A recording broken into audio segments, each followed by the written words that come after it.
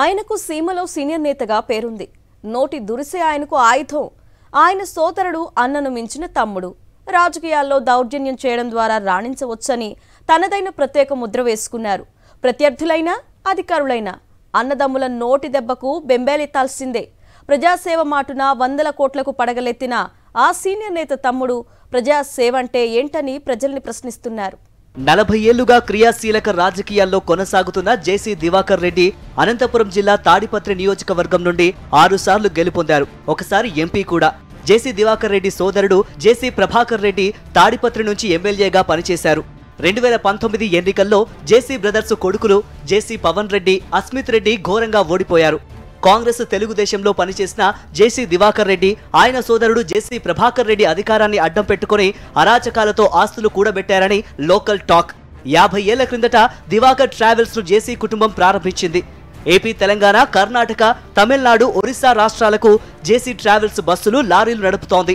బస్సులకు record లేకుండానే ఒక bus నెంబర్తో 3 బస్సులు నడిపి ప్రభుత్వ ఆదాయానికి సైతం గండి కొడుతున్నారన్న ఆరోపణలు ఉన్నాయి. సొంత బిజినెస్, అడ్డగోలు సంపాదనే ధ్యేయంగా జేసీ బ్రదర్స్ పనిచేశారని, ఇప్పుడు తాడిపత్రి నియోజకవర్గ అభివృద్ధికి JC brothers అడ్డుగోడలుగా మారారంటున్నారు MLA Kethireddy Peddareddy. 40 సంవత్సరాల నుండి ఏదో గవర్నమెంట్ గుండా వాళ్ళకు కోటాలు వచ్చిండేటి తప్ప వీళ్ళు తాడిపత్రిని అభివృద్ధి చేసేకి ఎలాంటి ప్రయత్నం చేయలే. రెండోది ఏమంటే, జగన్మోహన్ రెడ్డి గారు సీఎం అయిన తర్వాత మేము చేసే డెవలప్మెంట్ పైన కానీ, గవర్నమెంట్ తరఫున వచ్చేదానిపైన కానీ అతను స్టేలు తేడము, ఏదో రూపకంగా అధికారుల మీద ఇబ్బందికరమైన వాతావరణం సృష్టించడం, వాళ్ళు భయపడించుకోవడం, ఈ విధంగా చేస్తారు. ఉమ్మడి రాష్ట్రంలో వీళ్ల బస్సులు సీజ్ చేశారన్న కారణంతోనే గతంలో హైదరాబాద్ రవాణా శాఖ కార్యాలయంలో చొరబడి జేసీ ప్రభాకర్ రెడ్డి రెచ్చిపోయిన సంగతి తెలిసిందే. అంతేకాదు, మహబూబ్ నగర్ జిల్లా పాలెం ఘటనలో 44 ప్రయాణికుల ప్రాణాలు తీసిన పాపం కూడా దివాకర్ ట్రావెల్స్ దే.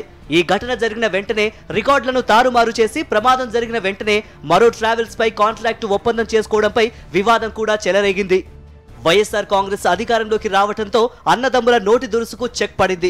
తప్పు చేసిన వారు ఎంతటి వారైనా, ఏ పార్టీ వారైనా ఉపేక్షించవద్దని జిల్లా కలెక్టర్లకు, ఎస్పీలకు, ఉన్నతాధికారులకు సీఎం వైఎస్ జగన్ ఆదేశాలు జారీ చేశారు.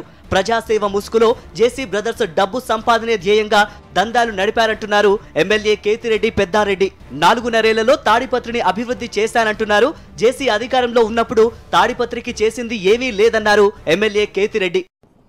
నువ్వు ఏం అభివృద్ధి చేసినావు, ఏం కథ, నేనేం అభివృద్ధి చేసినాను ప్రజలకు విన్నవించుతాం. ఎవరు వద్దు, మీడియా వాళ్ళు, మీరు, నువ్వు, నేనే కూర్చుందాం. ఏరే వాళ్ళు అవసరం లేదు. ఒక చాట కూర్చుందాం. అది నీ ఇంటి సమీపంలో కూర్చున్నామన్నా కూడా నాకు అభ్యంతరం లేదు. పోలీస్ అధికారులు ఉంటారు, మీడియా వాళ్ళు ఉంటారు, కూర్చుందాం చర్చకు. చర్చలో ఎవరు అవినీతి పరులు, ఎవరు ఎంత అభివృద్ధి చెంది ప్రజలకు తెలుసాలనేది నా అభిప్రాయం. జేసీ ట్రావెల్స్ అవినీతి అక్రమాలపై రవాణా శాఖ అధికారులకు పలు ఫిర్యాదులు అందడంతో అధికారులు విచారణ చేశారు. 154 బస్సులు, లారీలను అశోక్ లేలాండ్ కంపెనీ ద్వారా స్క్రాప్ కింద కొనుగోలు చేసి నాగాలాండ్ రాష్ట్రంలో నకిలీ ఇన్వాయిస్, ఫేక్ ఇన్సూరెన్స్ ద్వారా జేసీ బ్రదర్స్ రిజిస్ట్రేషన్ చేయించినట్లు విచారణలో తేలింది. జేసీ ట్రావెల్స్ బండారం ఒక్కొక్కటిగా వెలుగు చూడటంతో అనంతపురం, తాడిపత్రి పోలీస్ స్టేషన్లలో 33 క్రిమినల్ కేసులు నమోదయ్యాయి. 4 దశాబ్దాలుగా రాజకీయాల్లో ఉన్న ఈ బ్రదర్స్ ఇప్పుడు ప్రజాసేవంటే ఏంటని ప్రశ్నిస్తున్నారట. చంద్రబాబు, నారా లోకేష్ తీరుపై నాలుక మడత పెడుతున్నారట. డబ్బే ధ్యేయంగా రాజకీయాల్లో ఉన్న ఈ బ్రదర్స్ కు ప్రజాసేవ నిస్వార్థంగా చేస్తేనే ప్రజలు ఆదరిస్తారన్నది ఎప్పుడు బోధపడినట్లయింది.